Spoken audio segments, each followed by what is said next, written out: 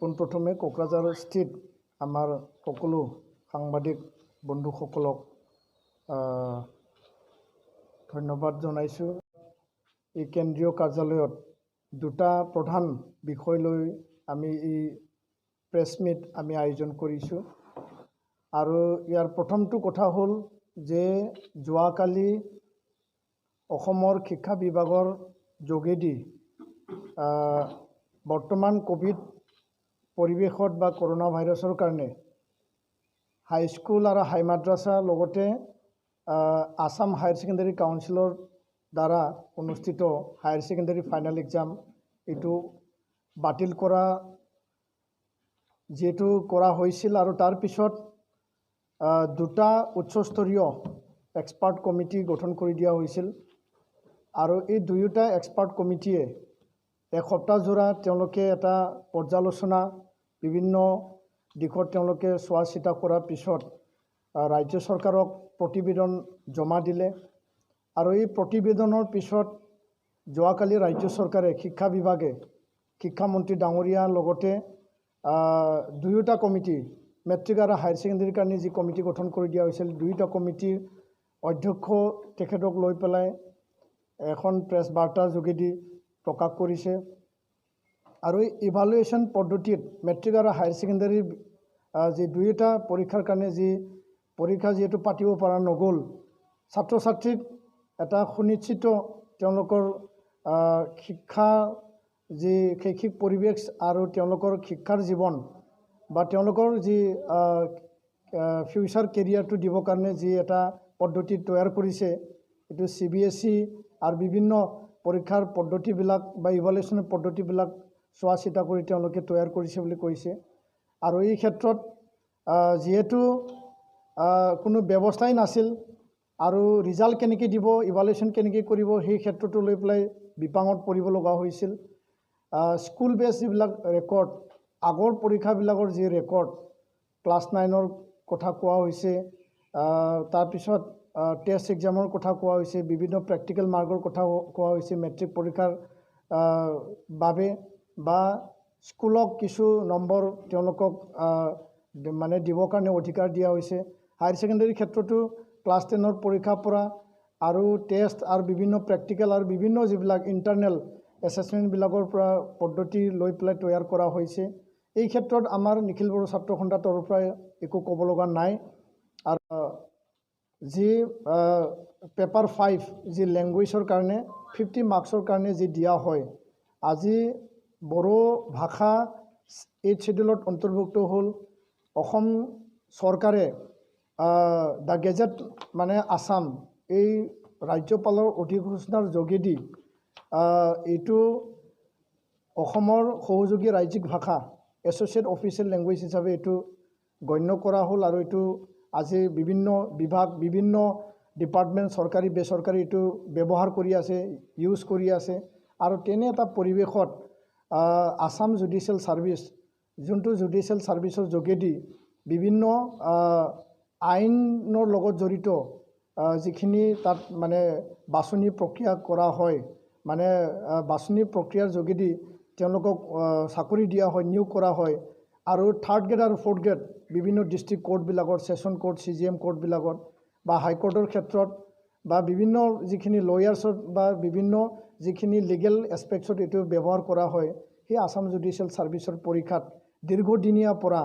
বড়ো ভাষাক এলাগী কৰি পেলাই সেইটো বঞ্চিত কৰি আহিছে। আমাৰ ছাত্ৰ ছাত্ৰীবিলাকে মানে তাত মানে অংশগ্ৰহণ কৰিব পৰা নাই। অসমীয়া ভাষাক তাত কম্পালচৰি লেংগুৱেজ হিচাপে ৰাখিছে। অসমীয়া ভাষা অসমৰ ৰাজ্যিক ভাষা হিচাপে তাত থাকিব, ইয়াত আমাৰ ক'ব লগা নাই। কিন্তু বড়ো ভাষা অপশ্যন হিচাপে তাত থাকিব লাগে, যিহেতু এইটো অসমৰ সহযোগী ৰাজ্যিক ভাষা হ'ল। দি আসাম অফিচিয়েল লেংগুৱেজ 1960 সেইটো এমেণ্ডেড কৰা হ'ল 2020 এমেণ্ডেড এক্ট। আৰু এই এমেণ্ডমেণ্ট মতে সকলো চৰকাৰী, সকলো লিগেল, সকলো যিখিনি আইনৰ লগত জড়িত আছে বা বিভিন্ন মানে বিভাগত এইটো মানে ব্যৱহাৰ কৰিব লাগে। আৰু আজি আসাম লেজিছলেটিভ এছেম্বলি, অসম বিধানসভাটো সেইটো আজি ব্যৱহাৰ কৰাৰ কাৰণে অলৰেডি কাম সম্পন্ন কৰিছে। আৰু এই অধিৱেশনত এইটো পূৰ্ণাংগ পৰ্যায়ত ব্যৱহাৰৰ কাৰণে ৰাজ্যপাল মহোদয়ে এইটো অধিসূচনা জাৰি কৰিছে। তো ইয়াৰ কাৰণে দীৰ্ঘদিনীয়া যি বঞ্চিত দীৰ্ঘদিনীয়া যি মানে আমাক এলাগী কৰা সেই কথাটো লৈ আমি খুব উজাৰিছোঁ আৰু হাইকোৰ্টৰ ৰেজিষ্ট্ৰাৰ ডাঙৰীয়াক আমি এই কথাটো তেওঁ অনুকিয়াই দিব বিচাৰিছোঁ যে অতি সোনকালে ইয়াৰ চিলেবাছ আৰু ইয়াৰ যি নটিফিকেশ্যন যি এডভাৰটাইজমেণ্ট হয় তাত বড়ো ভাষাক 50 নম্বৰৰ লেংগুৱেজ পেপাৰ হিচাপে তাত ৰাখিব লাগে আৰু অসম চৰকাৰৰ লগত বিভিন্ন সময়ত আমি আলোচনাৰ ক্ষেত্ৰত এই কৈছোঁ যে তেওঁলোকে নিজৰ কাম সম্পন্ন কৰিছে কিন্তু যোৱাকালি একেদিনাই এটা মডেলিটি যেহেতু তৈয়াৰ কৰা হ'ল ইভালুৱেশ্যনৰ কাৰণে এই মডেলিটিটো এটা সুকীয়া যোনটো দুটা উচ্চস্তৰীয় কমিটিয়ে তৈয়াৰ কৰি দিছে আনটো হ'ল শিক্ষা বিভাগৰ পৰা 5 দফীয়া এটা নটিফিকেশ্যন এটা অধিসূচনা জাৰি কৰিছে আৰু এই 5 দফীয়া যি অধিসূচনা তাৰে 4 নম্বৰ আৰু 5 নম্বৰৰ দুটা কথা লিখা আছে 4 নম্বৰত লিখা আছে যে যিসকল ছাত্ৰ ছাত্ৰীয়ে এই যে ইভালুৱেশ্যনৰ পিছত যি পদ্ধতিয়ে নহওক 40+40+20 বা 70+30 বা যি মেকানিজম তাত দুটা পৰীক্ষাৰ কাৰণে দাঙি ধৰা হৈছে বা তৈয়াৰ কৰা হৈছে এই পদ্ধতিৰ যোনে ইভালুৱেশ্যনৰ পিছত সুখী নহয় যিবিলাকে সন্তুষ্ট নহয় তেওঁলোকে পুনৰবাৰ পৰীক্ষা দিব পাৰিব আৰু 15 ছেপ্টেম্বৰৰ আগে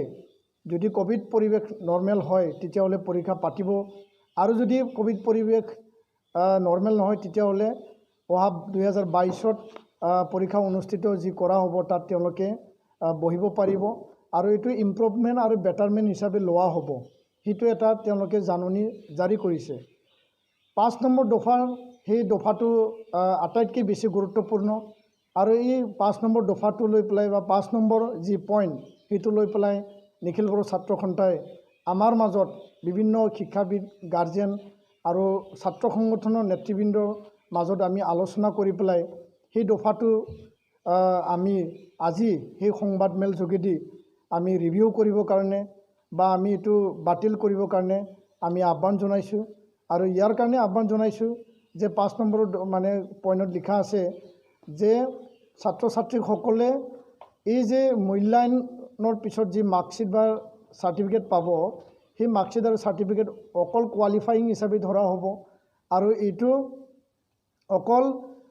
হায়াৰ ষ্টাডিজৰ কাৰণে বা ফিউচাৰ কেৰিয়াৰৰ কাৰণে তেওঁলোকে যাতে ডিগ্ৰী ল'ব পাৰে তেওঁলোকে যাতে পঢ়িব পাৰে তো তাৰ কাৰণেহে এইটো প্ৰযোজ্য হ'ব এইটো লিখা আছে আনপিনিদি তাত লিখা আছে যে যিবিলাকে টিচাৰৰ চাকৰিৰ কাৰণে শিক্ষকৰ চাকৰিৰ কাৰণে তেওঁলোকে এপ্লাই কৰিব বিভিন্ন চৰকাৰী বিভাগত তেওঁলোকে এপ্লাই কৰিব য'ত নেকি মেট্ৰিক আৰু হায়াৰ ছেকেণ্ডাৰীক বেছ হিচাপে তাত মানে ধৰা হয় সেই চাকৰিবিলাকৰ কাৰণে সেই যে মাৰ্কশ্বিট বা চাৰ্টিফিকেট এইটো প্ৰযোজ্য নহ'ব তাৰ কাৰণে আহি থকা দিনত যি পৰীক্ষা পাতিব তাত নতুনকৈ সেই ছাত্ৰ ছাত্ৰীবিলাকে পৰীক্ষা দিব লাগিব সেই কথাটো তাত লিখা আছে তো ইয়াৰ কাৰণে নিখিল বড়ো ছাত্ৰ সন্থাৰ তৰফৰ পৰা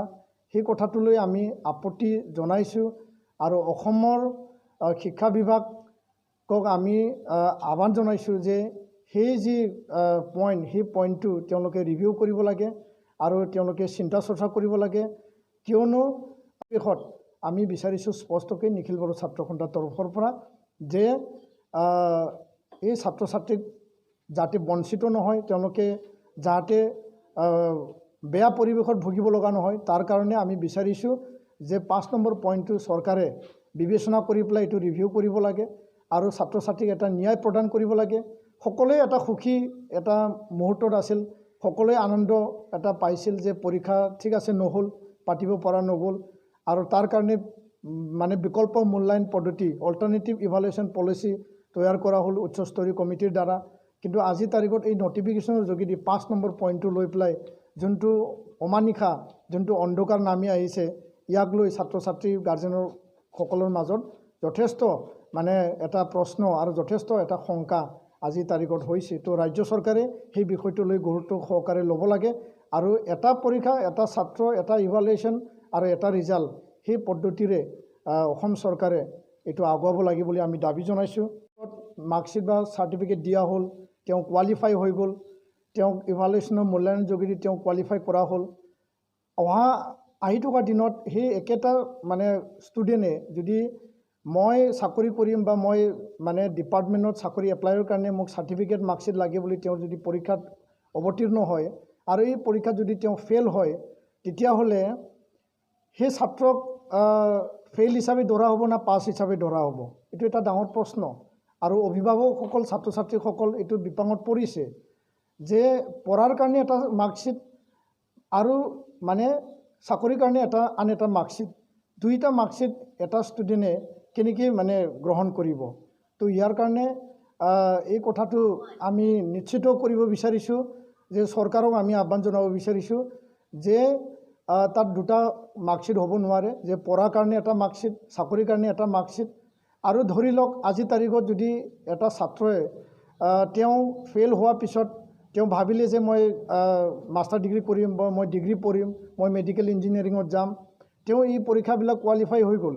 বা এই মাষ্টাৰ ডিগ্ৰী তেওঁ ল'লে বা BA BSc BCom ল'লে,